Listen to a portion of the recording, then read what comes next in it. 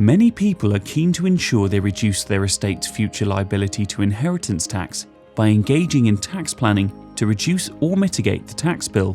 The tax planning is a very important aspect, but it is just that, an aspect. In reality, there is much to be said for looking at this differently. Think about estate planning first, with tax planning second.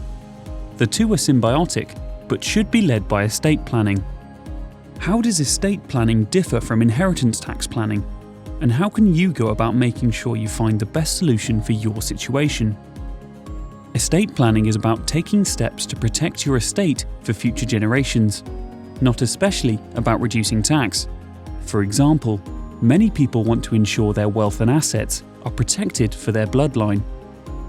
They want to protect against children inheriting part of their wealth, then in the future being subjected to a divorce or bankruptcy, and part of the wealth disappearing for the benefit of the ex-spouse. In the case of bankruptcy, this will be for the benefit of creditors. Making plans today to ensure wealth and assets remain in the bloodline and future inheritors are themselves protected is an example of estate planning. Any inheritance tax planning becomes part of the wider estate planning exercise. For many, this requires a delicate balance between the needs of the individual or couple today and the future well-being of their beneficiaries.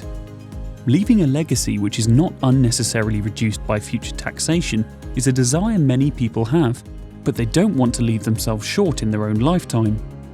Outright and large gifts can be complicated by this contradictory position, but major gifts also often require the donor living 7 years.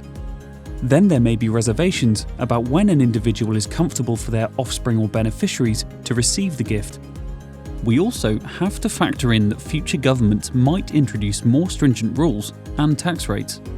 It's a complex position, but the good news is there are ways to plan for inheritance tax, which can deal with most, possibly all of these factors. You just need the right solution and suitable advice. There are inheritance tax exemptions and allowances. Making sure these are properly used is a simple but highly effective step. There are gifts, which can be made on a regular basis in a drip feed fashion.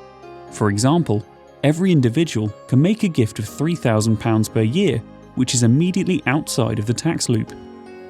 There are investment schemes, such as the Enterprise Investment Scheme, where the value of the invested sum is outside of an estate for inheritance tax purposes after just 2 years.